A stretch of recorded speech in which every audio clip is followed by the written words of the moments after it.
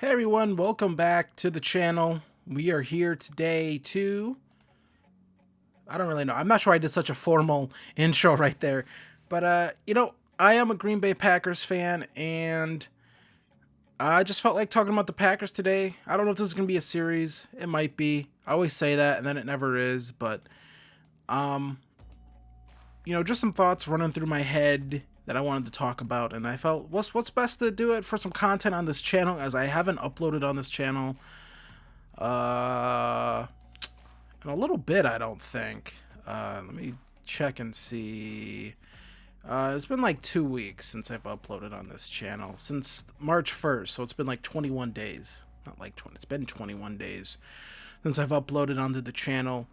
Been working on the other channels, working on the basketball channel. My phone goes off, of course it does. But just wanted to sit here and talk about some Green Bay Packers stuff here. Sort of, I think we'll get right into it, but the biggest thing that's happened this offseason is not even Aaron Rodgers coming back and signing his, extension or restructured contract extension. That's not even the biggest news, really. The biggest news is the Green Bay Packers trading away Davante Adams. And he was traded to the Las Vegas Raiders for a first-round pick, number 22, and then a second-round pick, number 53. And I was sort of in shock when I heard that news. I think my first reaction was sort of just shock, but then my second reaction was, that kind of makes sense. I think the door was sort of closed on Davante Adams staying with the Packers long term when they didn't get a contract extension done before last season. I think when they didn't get that done, I think Davante Adams was like, okay, I'm not staying here. If you're going to pay Davante Adams that sort of money that the Raiders paid out, you would have just did it then. You would have got the deal done then. You would have put pen to paper then. The Packers weren't interested in paying him that sort of money. And position players like that, the Green Bay Packers usually don't give out a third contract. Traditionally, go back and look. Position players like Davante Adams, receivers, running backs, things like that. Those sorts of guys, just very rarely do they get a third contract, especially when as good as Davante Adams is. He's top 2 receiver in the league. You look at his production the past few years; he's been amazing. So I think it's just a situation there where you're just not gonna bring a guy like that back, just at that sort of money. They're just not gonna do it,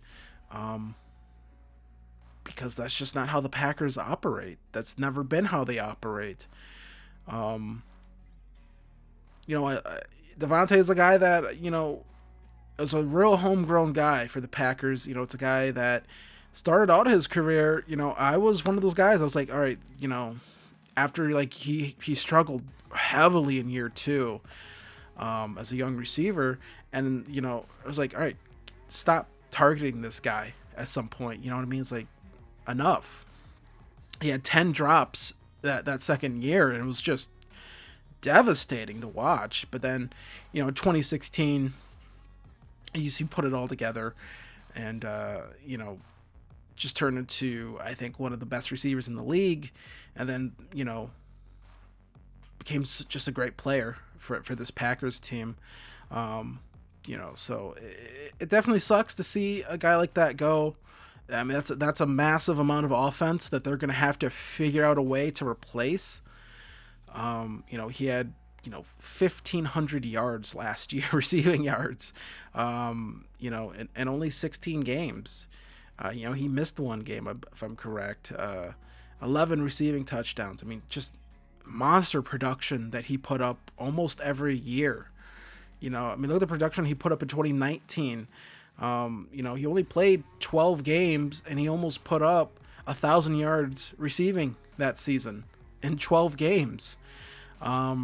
So, I mean, that's just the sort of player he is. He's just, I think he's just a beast.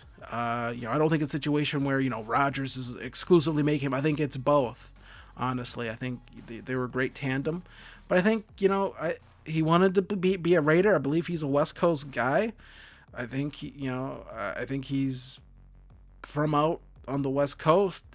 Grew up a Raiders fan, and he wants to go be a Raider with his college teammate. I think that's a dream of his that he really wanted to do.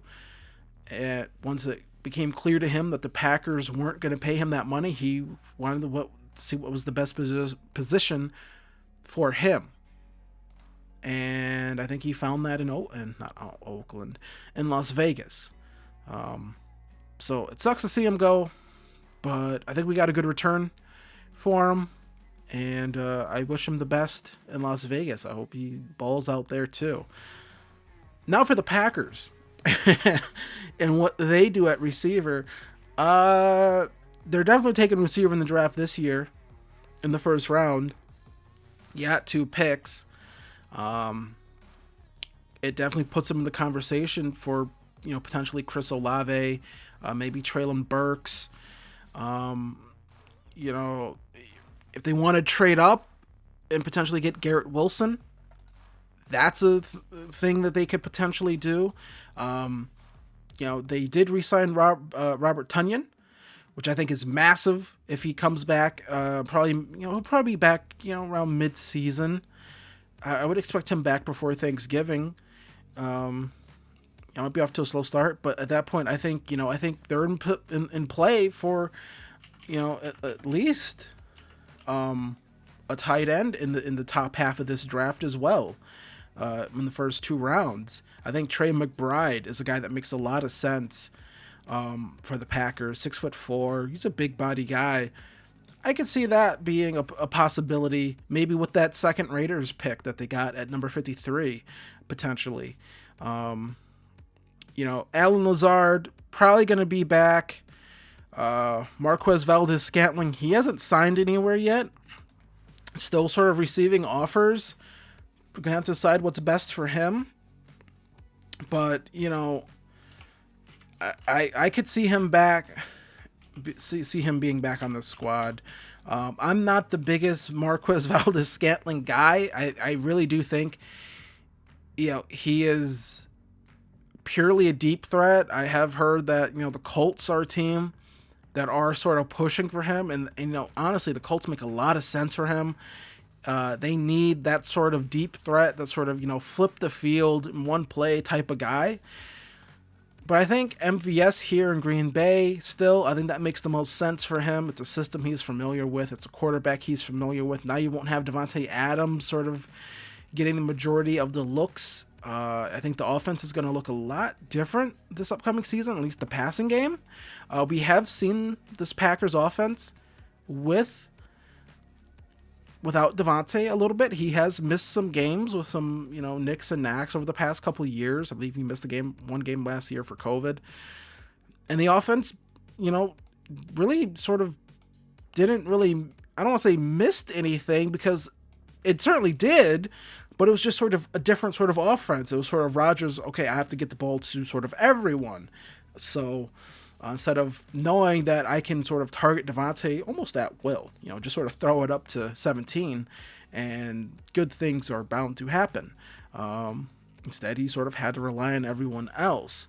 So I don't think the Packers are going to lose much. I know right now it doesn't look great, but I think they'll be able to build out this receiving core and really get things sort of on track for the season. It might look a little slow at this first part of the season, those first couple games, but I think Matt LaFleur and Aaron Rodgers have sort of shown that they can get it together pretty quickly and, hit the road running. Also, they did bring back Rasul Douglas, 3 years, $21 million. I like that. Rasul Douglas played really well last year for this team. Just sort of, showed up, once again, coincidentally, in that Arizona game where they were missing all their receivers and they beat the Cardinals thanks to a Rasul Douglas interception at the end there on AJ Green, who just didn't look for the ball at all. Something almost you see in Madden. So I'm happy to see Rasul Douglas back. That was a guy I was for sure they were going to lose, but I think once he traded Davante, that cleared up enough cap space for you to be able to go out and re-sign Rasul Douglas. New punter Pat O'Donnell, he's a punter. I hope he's good. I'm not sure where did he last punt. I'm looking on a website right now. Sorry, I don't have it on screen. Chicago. So yes, he's used to punting in the cold. So that he should be good for that. He's a punter, shouldn't mess up too much. And that's really about all they've done so far. They did release Billy Turner. I don't have a problem with them releasing Billy Turner. Billy Turner was, he started at left tackle, if I'm correct, in that playoff game against the 49ers. And that was just a terrible decision by Matt LaFleur. That's not where Billy Turner should be playing at left tackle. So I think that sort of cost him. How did I forget this one? The Packers did re-sign Devondre Campbell as well, which I think is massive. I think, the Green Bay Packers finally saw this is what it's like to have a good inside linebacker. Oh, we like this. Why weren't we doing this for years before? So, yeah, that's good to see. Probably need to get another guy behind him once again. You might see that in the draft. This isn't exactly the strongest draft class, I don't think, for sort of inside linebackers, but, maybe they can find a guy in day 3 or day 2 or 3 or something like that. Preston Smith, restructured contract. He's going to stick around. That's a guy who I thought was going to be gone. He played pretty well last year. Had to. Zadarius Smith wasn't really around, injury. I mean, once again, that's another guy that got released. Sucks to see Z go. I'm not sure where he's going to go right now. I believe he is talking with the Vikings, talked with the Cowboys, back. There was never an agreement with the Ravens. It looks like that sort of just got misreported. They're probably making progress, and someone thought it was a done deal, and it actually wasn't a done deal. So there's that. So I think that about rounds everything up. Alan Lazard got tendered, so he's probably going to be back. And I think that's really about it. Adrian Amos, he's going to be back. They created some cap space by converting some money, and he converted about $5 million of his contract into signing bonus. So they cleared about $4 million in cap space there. So I think right now they have a little bit of cap space, but I don't expect them to go out and make any splashy signings or anything like that. If they do, maybe they'll just try to, sign another linebackers, maybe my guess. I don't know. If the market is down on Bobby Wagner, maybe you throw him in for a 1-year deal. Potentially. I don't really know right now, but that's about it. My outlook on the Packers season, you're bringing back almost your entire defense from 2021.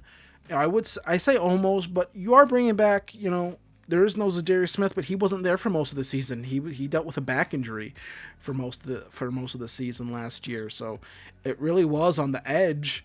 It was Rashawn Gary and Preston Smith. And so honestly, you're bringing back your entire defense. That was a great defense.